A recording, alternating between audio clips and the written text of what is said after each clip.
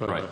However, it certainly creates a perception that I think is why they changed the rule. And I can comment that, you know, my first day here, one of my first meetings was with CASA. And as a regulator, I find them to be highly effective in terms of their oversight of Virgin Blue. What I also respect with CASA, and we're trying to build this with CASA, is they are the regulator. They have oversight. But to the extent we can continue to work in a manner where you know, we can call upon their expertise and create our systems in even a more robust manner, we completely embrace that.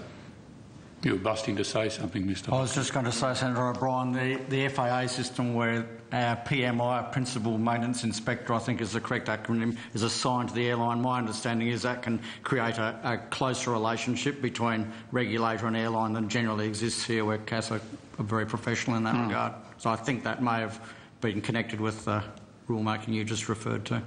Yes, it may well have been connected to a lot of things, so I was addressing the principle. But, understood. Sure.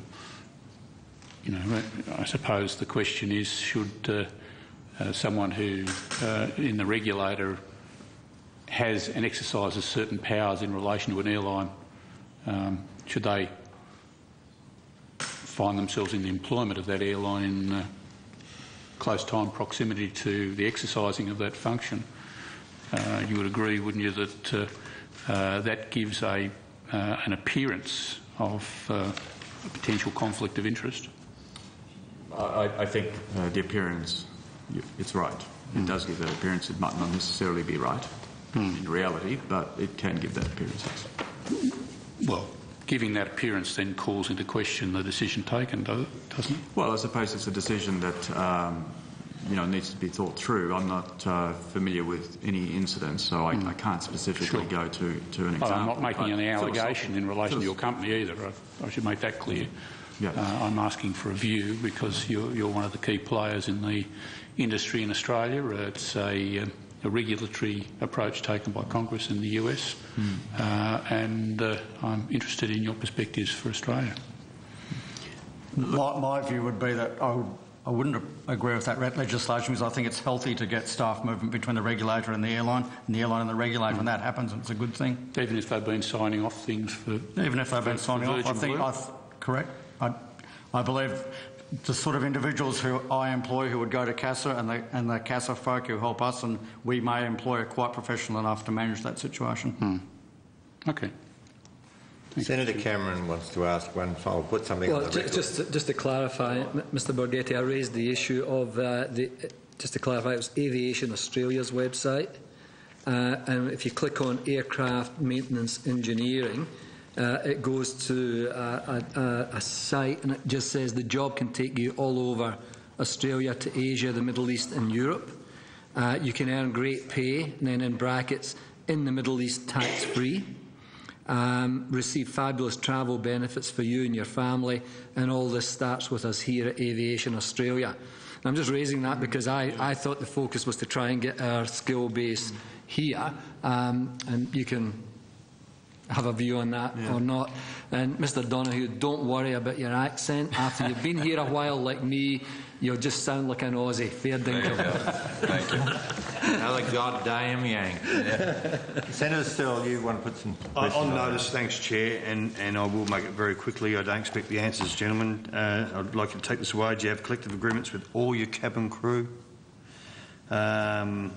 And if you don't have collective agreements with the V Australia cabin crew, despite that airline having been in operation for a number of years now, I'd like to know why you haven't, if you could, please. If you don't have... Just give notice of putting them on, or do you want to announce them? No, I'll announce them because I'm nearly finished. It's very quickly. Because this, you see, Chair, this is what you do to me in estimates. Now it's payback. If you don't have a collective agreement, how do you ensure that rostering for cabin crew is fair and doesn't lead to issues like fatigue? Do you use any foreign-based cabin crew for operations to and from Australia? And why do you have offshore cabin crews, if you do have them, and where are they based? And are these cabin crew employed under a collective agreement? And if not, If you could just let the committee know why not, and if that is the case, what is the difference in pay and conditions between these foreign-based cabin crews and your Australian-based cabin crews? Thank you, Chair. Thank you. So finally, and thank you for your evidence today, ladies and gentlemen from Virgin. This is a sort of a drop-dead question. I'm the chair, you're not. The drop-dead question is, for airline safety,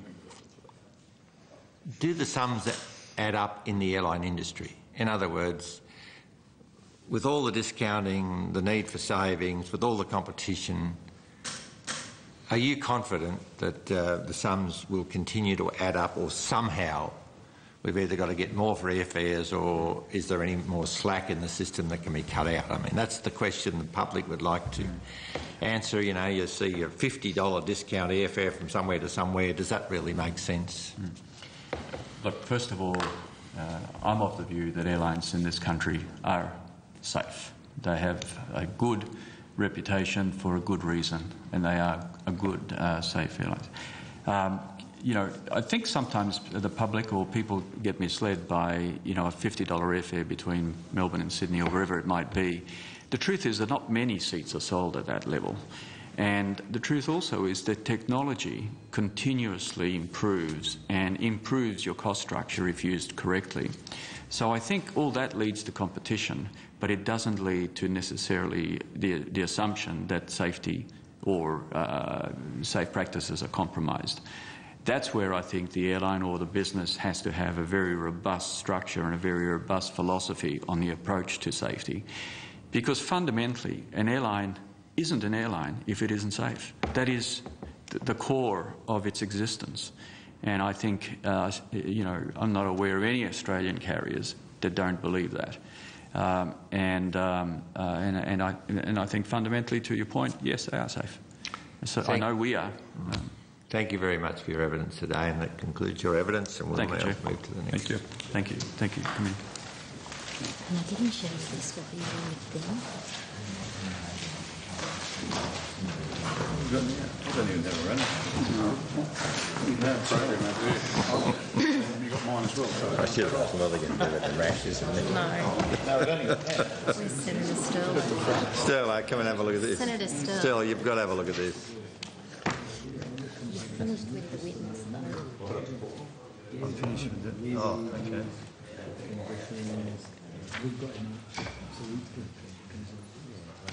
They're concerned about them melting in the event that the plane crashes.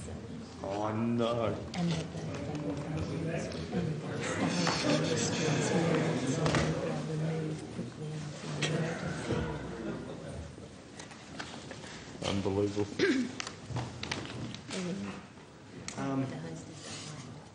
Fair enough. Yeah. Righto. Well, just, are we going someone else? Yeah. We'll do it after, because I think we just secretary, I think we're just going to run in. We're going to run out of time, I'll just treat us like the kids anyway, we won't turn up. And we want to get the committee, we want to get the round up, don't we? Otherwise it's Senator Stelby's wanting to invite some foreign carriers to appear before us, and only reason because I don't Well, they all fly into Australia. they do, and they have an office in Australia, but we'd like to have one. we'll just get treated like deals, but the reason being is if we think Virgin gets the corners on their own, we play with ourselves. And I just think for the purposes, it's up to you, Chair.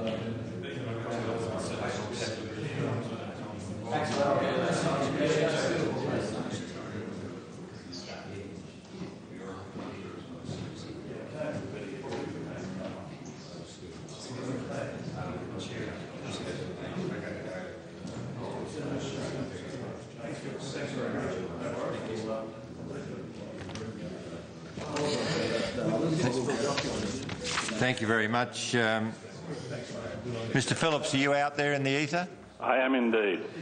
Thank you very much. Could I just call the room to order? Where's my little blurb? It's white. Right. Thank you very much, Mr Phillips. Sorry for the interruption. For the Hansard record, could you give your name and the capacity in which you appear today?